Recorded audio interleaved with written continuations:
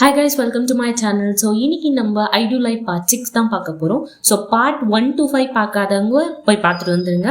And அதோட பிளேலிஸ்டும் வந்து நான் டாப்ல தரேன். So செக் பண்ணி பாருங்க. So வாங்க நம்ம வீடியோக்குள்ள போலாம். போன பார்ட்ல ஹீரோவோட எக்ஸ் வந்து ஹீரோயின் வீட்டுக்கு வந்திருப்பா. So ஹீரோவை கூட்டிட்டு போறதுக்காக ட்ரை பண்ணிருப்பா. அதோட தான் முடிஞ்சிருக்கும். So இப்போ வந்து வெளியே நின்று பேசிட்டு இருக்காங்க இவங்க ரெண்டு பேருமே. ஹீரோனோட எக்ஸ் வந்து ஹீரோவை பார்த்து பாரு உன்னை ஊர் ஃபுல்லா தேடிட்டு இருக்க, நீ என்னடானா இவ வீட்டுல வந்து இருக்க, மரியாதையை என் கூட வா அப்படின்னு சொல்லிட்டு கூப்பிடுறா. பட் ஹீரோ வந்து இல்ல என்னால வர முடியாது, நான் இங்கதான் இருப்பேன், மரியாதையா கிளம்பி போயிரு அப்படின்னு சொல்றான். உடனே இவ வந்து பாரு உனக்கு சுத்தமா புரியல, இப்ப நீ ரொம்ப கஷ்டத்துல இருக்க, நான் உன்னை விட்டுட்டு போனேன்தான், எதுக்காகனா உன்னோட நல்லதுக்காக மட்டும்தான், ஆனா இப்போ நீ கஷ்டத்துல இருக்கிறத என்னால பார்க்க முடியல, நான் உனக்கு தேவை அப்படின்னு சொன்ன உடனே ஹீரோ வந்து இல்ல நீ என்னை விட்டுட்டு போனதுக்கான காரணம் வந்து உன் வாழ்க்கையை நான் அழிச்சிட்டேன் அப்படின்னு சொல்லிட்டு தான் போனேன், ஸோ உன் வாழ்க்கையை நான் அழிக்க விரும்பல, ஸோ இங்கேருந்து போயிரு அப்படின்னு சொல்றாரு.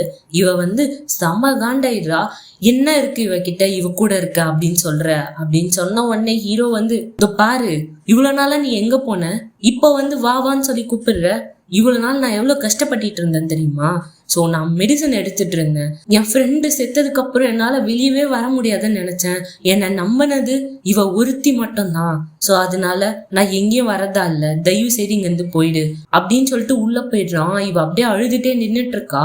ஹீரோ வந்து ஹீரோயின் கிட்ட இதுக்கப்புறம் இந்த மாதிரிலாம் நடக்காது, ஐம் சாரி அப்படின்னு சொல்லிட்டு கேட்கறான். அப்படியே பிளாஷ்பேக்கை காட்டுறாங்க. ஹீரோவோட எக்ஸ் லவர் வந்து செம்ம கோவமா வந்து என்ன நீ ரொம்ப நடிக்கிற போல அப்படின்னு சொல்லிட்டு ஹீரோவை பார்த்து கேட்க, ஹீரோவுக்கா ஒண்ணுமே புரியல, என் வாழ்க்கையே அழிச்சிட்டல்ல நீ அப்படின்னு சொல்லி பேசிட்டு இருக்கா. இவரா என்ன இப்பெல்லாம் பேசுற, இது பாரு என் கூட தான் இருக்க, ஆனா நீ என்னை இக்னோர் பண்ற, எனக்கு கண்டுக்கவே இல்லைல்ல அப்படின்னு பேசின உடனே ஹீரோ வந்து இது பாரு இதெல்லாம் பேசாத, நான் சாரி கூட கேக்குறேன் அப்படின்னு சொல்லிட்டு இருக்காரு.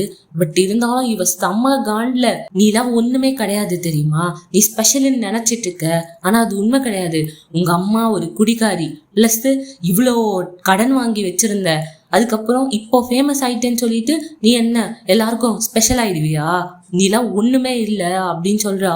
ஹீரோவுக்கு அப்படியே ரொம்ப கஷ்டமாயிடுது கேட்ட உடனே. நீ என்ன லவ் பண்ற அப்படின்றத மறைக்கிறதுக்கு இதெல்லாம் வந்து ஜஸ்ட் ரூமர் தான், நாங்க டேட் பண்ணல அப்படின்னு சொல்லிட்டல அப்படின்னு இவ சொல்றா ஹீரோவை பார்த்து. அவ வெளியே போலான்னும் போது அப்படியே கைய பிடிக்கிறாரு, இதெல்லாம் பண்ணாத, பாரு நீ என்ன வேணா லவ் பண்ற, நான் மெம்பரா இருக்கேன் பிளஸ் ஃபேமஸா இருக்கேன், அதெல்லாம் வந்து ஒரு ஜஸ்ட் வெளி தோற்றம் தான், நான் தான் உண்மை, நீ என்ன லவ் பண்ணலையா அப்படின்னு சொல்லிட்டு கேக்குறாரு. உன்னை லவ் பண்றதுக்கு நான் ஒன்னும் பைத்தியக்காரி கிடையாது அப்படின்னு சொல்லிட்டு இவ அப்படியே விட்டுட்டு போயிடுறா. அப்பதான் ரெண்டு பேரும் பிரிஞ்சிருப்பாங்க. இது அப்படியே அவ கார்ல நினைச்சுக்கிட்டே போறா. ஹீரோயின் வந்து ஹீரோவை இன்ட்ராகேஷனுக்காக கூட்டு போறாங்க. ஸோ 3 விஷயத்த சொல்லிதான் கூட்டு போறாங்க. இந்த மாதிரி வந்து ஃபர்ஸ்ட் விஷயம், நீ வந்து உனக்கு கொஸ்டின் புரியல அப்படின்னா வந்து திரும்பியும் கேளு, பிளஸ் அவங்க டிஃபெண்டர் பேசும்போது ஆப்போசிட்டா பேசாத, தேர்ட் விஷயம் உனக்கு ஆப்போசிட்டா பேச போறது உன்னோட டீம் மெம்பர் தான், ஸோ அதனால எமோஷனல் ஆகாத, கோவப்படாத அப்படின்னு சொல்லிட்டு கூட்டு போறாங்க. ஹீரோ வந்து ஹீரோயின் கிட்ட கவலையே படாதீங்க, அந்த மாதிரிலாம் எந்த விஷயமே பண்ண மாட்டேன் அப்படின்னு சொல்லிட்டு கட் பண்ணா அங்க போய் கோவத்துல பொங்கிட்டு இருக்காரு. ஏன்டா டே இப்படி போய் சொல்லிட்டு இருக்க என்னை பத்தி அப்படின்னு சொல்லிட்டு ஹீரோயின் பாக்குறாங்க. குழந்தைக்கு சொல்லி கொடுக்குற மாதிரி சொல்லி கொடுத்து கூட்டு வந்தா கொய்யால எப்படி கோவப்படுறான் பாரு அப்படின்னு சொல்லிட்டு பாத்துட்டு இருக்காங்க ஹீரோயின். அவன் டீம் மெம்பரே சொல்றான் இவன் தான் கொலை பண்ணிருக்கான் கண்டிப்பா அப்படின்னு சொல்லிட்டு. என்ன சாட்சி இருக்கு அப்படின்னு சொல்லிட்டு ஹீரோயின் கேட்க, ஆப்போசிட் வக்கீல் சொல்றான் இந்த மாதிரி நீ ஒரு வேற கம்பெனி கான்ட்ராக்ட் சைன் பண்ணிட்டியாமே, உனக்கு ஏதோ கான்ட்ராக்ட் இஷ்யூ இருக்கு போல் இருக்கு அப்படின்னு சொன்ன உடனே ஹீரோ வந்து என்ன புரியாததெல்லாம் பேசுறீங்க அப்படின்னு சொல்லிட்டு கேக்குறாரு. உடனே ஜெய் வந்து ஆமா நீ வந்து கான்ட்ராக்ட் சைன் பண்ண போற வேற கம்பெனில அப்படின்னு சொல்லிட்டு, அந்த கம்பெனில வேலை செய்யற என் ஃப்ரெண்டு சொன்னா, நான் தான் வந்து இந்த விஷயத்த வந்து எப்படியாச்சும் லீக் பண்ணும் அப்படின்னு சொல்லிட்டு ஊசாங் கிட்ட பேசிட்டு இருந்தேன். ஊசாங் வந்து பாரு நான் ஃபர்ஸ்ட் லாய்க்கி கிட்ட பேசிட்டு வந்து உன்கிட்ட சொல்றேன், அது வரைக்கும் எதுவும் பண்ணாத அப்படின்னு சொல்லிட்டு தாண்டா உன்னை பார்க்க வந்தான், ஆனா நீ அவனை கொலை பண்ணிட்டல அப்படின்னு சொல்லிட்டு கேட்ட உடனே ஸோ ஹீரோவுக்கா ஒண்ணுமே புரியல. பிளஸ் அந்த ஆப்போசிட் லாயர் வேற உங்க அம்மாக்கு இவ்வளோ ஃபண்டு டிரான்ஸ்ஃபர் ஆயிருக்கு, ஸோ அப்பதான் வந்து நீ அந்த கம்பெனிக்கு சைன் தானே போட்டிருக்க, அப்புறம் என்ன இப்படி பேசிட்டு இருக்க அப்படின்னு சொல்லிட்டு இருக்காங்க. ஹீரோவுக்கா அவள்தான் மண்டையே சுத்துது, வெளில நின்றுட்டு இருக்காரு. ஹீரோயின் வராங்க. உடனே ஹீரோ வந்து ஹீரோயினை பார்த்துட்டு எங்க அம்மா எங்க இருக்காங்கன்னு தெரியுமா உங்களுக்கு அப்படின்னு சொல்லிட்டு கேக்குறாரு. ஜெய் வந்து அந்த ஆப்போசிட் லாயர் கிட்ட பேசிட்டு இருக்கான். இதுக்கப்புறம் நீங்க என்ன கூப்பிட மாட்டீங்கல்ல இந்த மாதிரி இன்ட்ராகேஷனுக்குலாம் அப்படின்னு சொன்ன உடனே, இப்போ பாருப்பா தம்பி, இந்த கேஸ் முடிகிற வரைக்கும் நீயும் வந்து இன்வால்வ்டு தான். ஸோ நாங்க வந்து உன்னை எப்போ வேணா கூப்பிடுவோம் அப்படின்னு சொல்றாங்க. உடனே இவன் ரொம்ப ஒரு மாதிரி அப்செட் ஆயிடுறான் இதை கேட்டுட்டு. ஸோ ஹீரோவும் வந்து அவங்க அம்மாவை பார்க்கறதுக்காக போயிருக்காங்க. அவங்க அம்மாவா தெனா வெட்டா உக்காந்துட்டு கேம் ஆடிட்டு இருக்கு. ஸோ கையை பிடிச்சி இழுத்துட்டு வர்றாரு ஹீரோ. இப்போ பாரு, எதுக்கு அந்த கான்ட்ராக்டை சைன் பண்ண வேற ஏதோ ஒரு கம்பெனி கூட, நீ தானே பண்ண அப்படின்னு சொல்லிட்டு கத்துன உடனே, ஆமாண்டா நான் தான் பண்ணேன், என்ன பண்றது, காசு வேணும்ல, சாப்பிட வேணாமா நானு அப்படின்னு சொன்ன உடனே ஹீரோவா செம்ம கன்ல பேசிட்டு இருக்காரு. உன்னால நான் பிரைம் சஸ்பெக்ட் ஆயிட்டேன் தெரியுமா அப்படின்னு சொல்லிட்டு. எனக்கும் புரியுது, எனக்கும் கஷ்டமா தான் இருக்கு. என்ன எல்லாரும் கூப்பிட்டு பேசினாங்க தெரியுமா, நான் எவ்வளவு அழுதுன்னு தெரியுமா. இப்போ பாரு, இந்த கேஸ்ல நீயே வந்து ஒத்துக்கோ நான் தான் பண்ணேன்னு சொல்லிட்டு கொஞ்சம் வருஷம்தான் உனக்கு வந்து தண்டனை கிடைக்கும் அப்படின்னு சொன்ன உடனே ஹீரோவா செம்ம காண்டாவுறாரு. இதெல்லாம் கேட்டுட்டு டக்குன்னு ஹீரோயின் வந்து, இப்போ பாருங்க நீங்க எந்த கம்பெனிக்கு சைன் பண்ணீங்க அப்படின்றது தெரியுமா அப்படின்னு சொல்லிட்டு கேட்ட உடனே இந்த அம்மா யோசிச்சு பாக்குது. ஆக்சுவலி உங்களை ஆல்ரெடி கூப்பிட்டு வந்து பேசியிருப்பாங்க போல, அந்த கம்பெனி நேம்லாம் சொல்லக்கூடாது, அப்படி சொன்னீங்க அப்படின்னா நீங்க வந்து பெனால்ட்டி கட்டுற மாதிரி இருக்கும். ஏன்னா இந்த கேஸ் வந்து உங்க பையனுக்கு அகேன்ஸ்டா தான் போயிட்டு இருக்கு. ஸோ அதனால நீங்க எதையுமே ரிவல் பண்ணக்கூடாது அப்படின்னு சொல்லிட்டு இதெல்லாம் யோசிச்சு பார்த்துட்டு அந்த அம்மா சொல்லவே இல்லை, எனக்கு தெரியாது நான் மறந்துட்டேன் அப்படின்னு சொல்றாங்க. ஹீரோயினை கூப்பிட்டு பாரு அவனை ஒத்துக்க சொல்லு, கம்மியாவாச்சும் உனக்கு தண்டனை கிடைக்கும்ல அப்படின்னு சொன்ன உடனே ஹீரோ செம்ம காண்டாயி மரியாதையா போயிரு, என் கண்ணு முன்னாடியே நிக்காத அப்படின்னு சொல்லிட்டு கத்தி விட்டுறாரு. ஸோ இவங்களும் வந்து அப்படியே பார்த்துட்டு போயிடுறாங்க. ஹீரோ ரொம்ப சோகமா இருக்காரு. இதை பார்த்துட்டு ஹீரோயின் வந்து ஒரு இடத்துக்கு கூட்டு போறாங்க. ஹீரோ வந்து எங்க போறோம் அப்படின்னு சொல்லிட்டு கேக்குறாரு.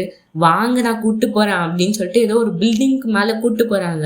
ஹீரோவால முடியல, ஏமா எங்கம்மா கூட்டு போற, கால்லாம் வலிக்குதுமா அப்படின்னு சொல்றாரு. வாங்க டைம் ஆயிடுச்சு அப்படின்னு சொல்லிட்டு கையை பிடிச்சி கூட்டு போறாங்க. ஸோ மாடி மேல 2 பேரும் நின்றுட்டு இருக்காங்க. கோல்டன் பாய்ஸ் ஃபேன்ஸ் எல்லாருமே சேர்ந்து ஊசாங்குக்காக ஒரு வீடியோ ரெடி பண்ணியிருக்காங்க. ஸோ அதை தான் நீங்கள் இந்த பில்டிங்கில் பார்க்குறீங்க அப்படின்னு சொன்ன உடனே அந்த பில்டிங்கில் அந்த வீடியோ ஸ்டார்ட் ஆகுது. ப்ளஸ் எல்லாருமே வந்து எப்படி சந்தோஷமா இருந்தாங்க அப்படின்றது எல்லாத்தையுமே காட்டிட்டு இருக்காங்க. ஸோ ஹீரோயின் வந்து ஹீரோ கிட்ட, இது பாருங்க உங்க பாஸ்ட்ல வந்து எவ்வளோ சோகம் வேணா இருக்கலாம், சந்தோஷம் இருக்கலாம், ஆனா எல்லாத்தையும் நீங்க எல்லாமே ஒன்னாதான் ஃபேஸ் பண்ணிருக்கீங்க உங்க ஃபேன்ஸோட சேர்த்து. உங்க ஃபேன்ஸ் இப்போ கூட உங்களை நம்புறாங்க, அதனாலதான் இந்த வீடியோவையே ரெடி பண்ணி போட்டிருக்காங்க, உங்களுக்காக வெயிட் பண்றேன் அப்படின்னு சொல்லியிருக்காங்க அப்படின்னு சொல்றாங்க. ஸோ இதெல்லாம் பார்க்கும்போது ஹீரோவுக்கு ரொம்ப கஷ்டமா இருக்கு. இங்க பாருங்க, உங்களுக்காக உங்க ஃபேன்ஸ் இப்போ கூட வெயிட் பண்றாங்க. யார் என்ன சொல்லட்டும், உங்க ஃபேன்ஸ்க்காகவாது நீங்க வந்து இன்னசென்ட் அப்படின்னு சொல்லிட்டு நம்ம ப்ரூவ் பண்ணியே ஆகணும்.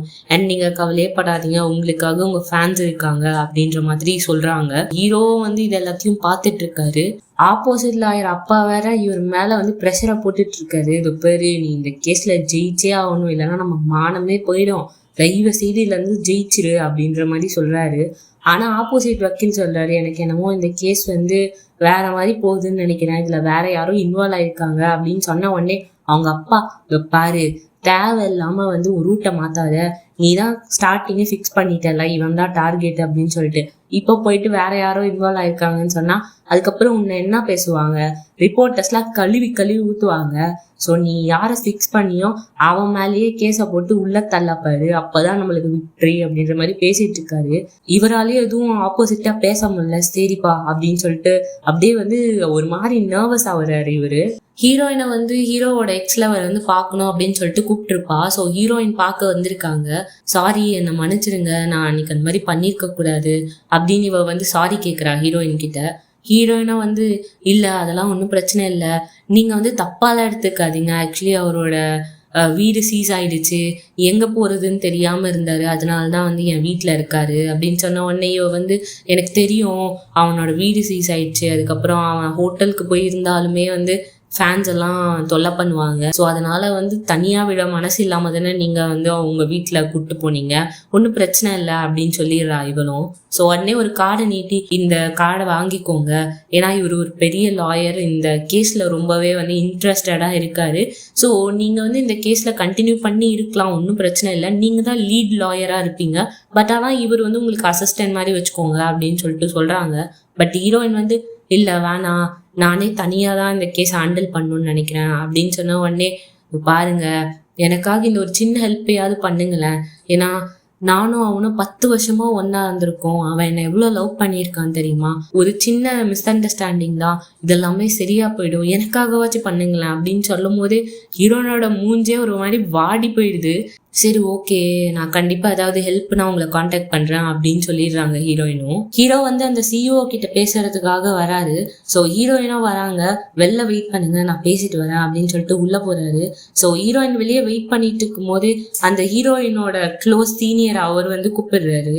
என்ன இங்க என்ன பண்ற அப்படின்னு சொல்லிட்டு கேட்ட உடனே ஹீரோயின் வந்து இல்ல லாய்க்கி வந்து சிஇஓ கிட்ட பேசிட்டு இருக்கான், ஸோ அதனாலதான் வந்த அப்படின்னு சொன்ன உடனே இவங்க 2 பேரும் உட்காந்து பேசிட்டு இருக்காங்க. இங்க ஹீரோ வந்து உள்ள அந்த சிஇஓ கிட்ட பேசிட்டு இருக்காரு. இந்த மாதிரி அது பாருங்க ஜெய் வந்து எனக்கு ஆப்போசிட்டா வந்து சொல்லியிருக்கான், இந்த மாதிரி நான் தான் கொலை பண்ணேன் அப்படின்னு சொல்லிட்டு, அது உங்களுக்கு தெரியுமா அப்படின்னு கேட்ட உடனே கேள்விப்பட்டேன் அப்படின்னு சொல்றாரு. உடனே நான் ஏதாவது கான்ட்ராக்ட் வெளியே போய் சைன் பண்ற மாதிரியா இருந்தேன், நான் உங்ககிட்ட தானே கான்ட்ராக்ட வந்து ரினியூ பண்ணுங்க அப்படின்னு சொல்லிட்டு இருந்தேன் அப்படின்ன உடனே ஆமா எனக்கு தெரியும், நீ என்கிட்ட தான் கேட்டுட்டு இருந்த, ப்ளஸ் வந்து கோல்டன் பாய்ஸ் மெம்பர்ஸ் எல்லாருக்குமே வந்து கான்ட்ராக்டை ரினியூ பண்ண சொன்னேன், அப்பதான் வந்து நான் இந்த கம்பெனியில ரினியூ பண்ணுவேன், ஆனா வெளியே போக மாட்டேன் அப்படின்னு நீ சொன்ன என்கிட்ட.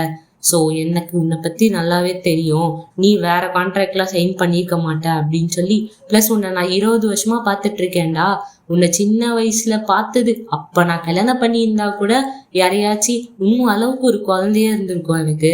ஆனா என்ன பண்றது, நான் உன்னை ட்ரஸ்ட் பண்றேன், எந்த கோர்ட்ல இருந்தாலும் நான் வந்து சொல்றேன் இந்த விஷயத்த, நீ இன்னசென்ட் மட்டும் ப்ரூவ் பண்ணு அது போதும், அண்ட் நீ என் கம்பெனில எப்பவுமே இருப்ப அப்படின்னு அந்த சிஇஓவும் ஹீரோவுக்கு சப்போர்ட் பண்றாரு இப்போ.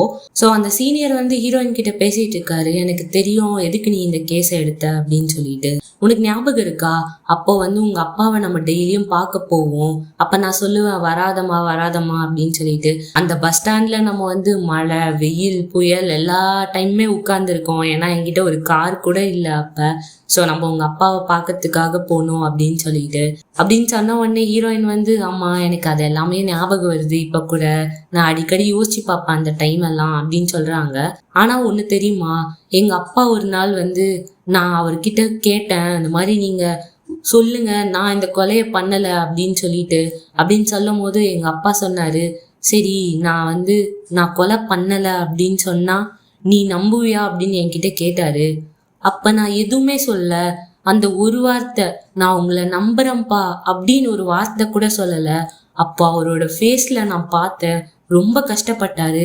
அதுக்கப்புறம் அவர் இறந்த செய்தி தான் எனக்கு வந்துச்சு. நான் அந்த வார்த்தையை அப்ப ஏன் சொல்லாம விட்டேன் அப்படின்றது இப்போ வரைக்கும் நான் யோசிச்சுட்டு இருக்கேன்.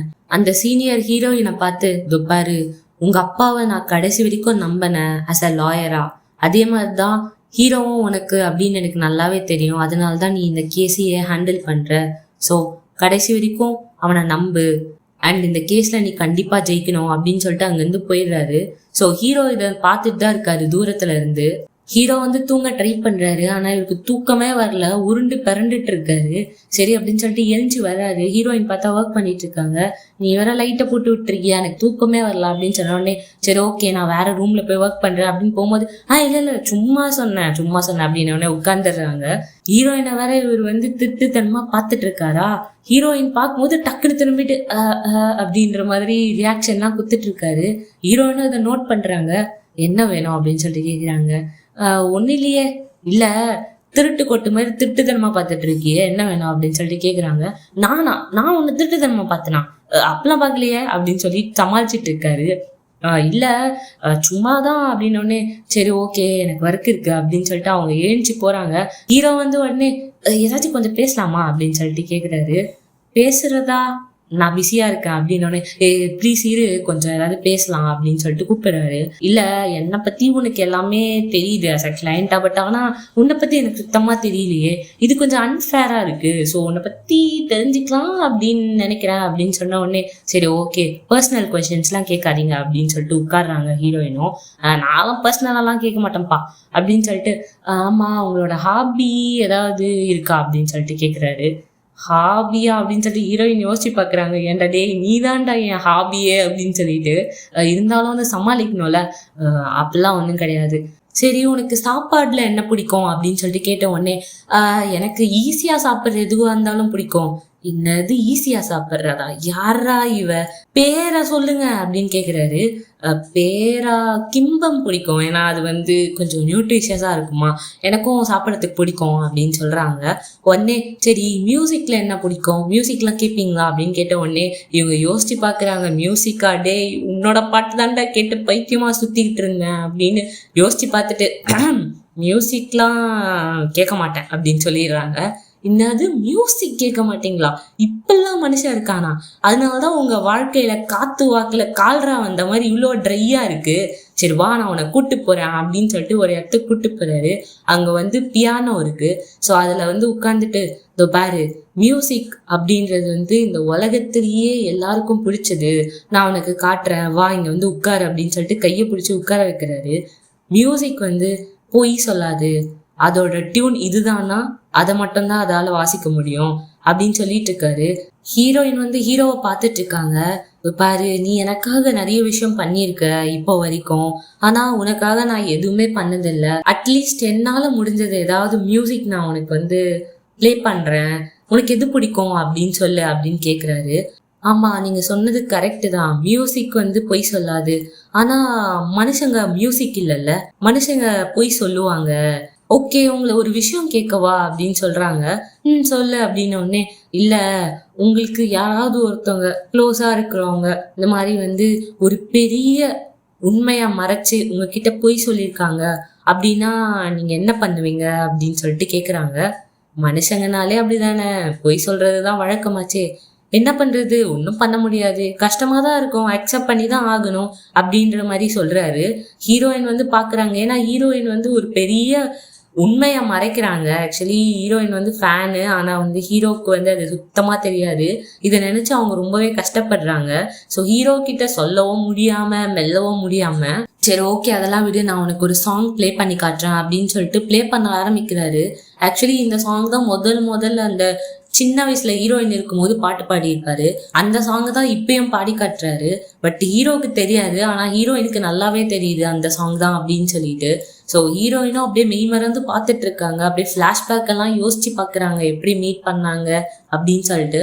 அப்படியே இங்க ஜேஇயை காட்டுறாங்க. இவன் எல்லாத்தையும் பேக் பண்ணிட்டு எங்கேயோ போயிட்டு இருக்கான். ஸோ உடனே ஹீரோயின் வந்து, இது பாருங்க நான் வந்து கிளம்புறேன், நான் வீட்டில் இருக்க மாட்டேன் இன்னைக்கு அப்படின்னு சொல்லிட்டு போகும்போது ஹீரோ வந்து சாவி கொடுத்துட்டு போங்க, நான் எங்கேயாச்சும் வெளியே போறேன்னா இது பண்ணிக்கிறேன் அப்படின்னு சொன்ன உடனே ஹீரோயினை வந்து சாவியை கொடுத்துட்டு போறாங்க. ஹீரோ பார்த்தா சூப்பர் மார்க்கெட்ல மாஸ்க் எல்லாம் போட்டுக்கிட்டு அந்த கடையில வாங்கிட்டு இருக்காரு. பக்கத்துல ஒரு பாட்டி இருக்கு, அது ஸ்கேன் பண்றதுக்காக கேக்குது. ஆனா ஹீரோ வந்து தயங்கி கொடுத்துட்டு இருக்காரு. இவன் என்ன கடைக்கு வந்தானா இல்ல கடையவே திருட வந்தானா அப்படின்ற மாதிரி இந்த பாட்டி வந்து சஸ்பீஷியஸா பார்த்துட்டு இருக்குது ஹீரோவை. ஹீரோ வந்து டக்குன்னு எல்லாத்தையும் வாங்கிட்டு அப்படியே வெளில ஓடுறாரு. வீட்டுக்கு வந்து அந்த பொருள் எல்லாம் வச்சுட்டு அவங்க ஆன்ட்டிக்கு கால் பண்றாரு. ஆன்ட்டி இந்த மாதிரி கிம்பம் எப்படி பண்ணோம் அப்படின்னு சொல்லுங்க அப்படின்னு சொல்லிட்டு.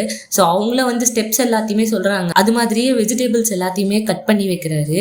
அதுல அரிசி போடணும் அப்படின்னு சொல்லிட்டு அவங்க டிஸ்கிரிப்ஷன்ல இருக்கு.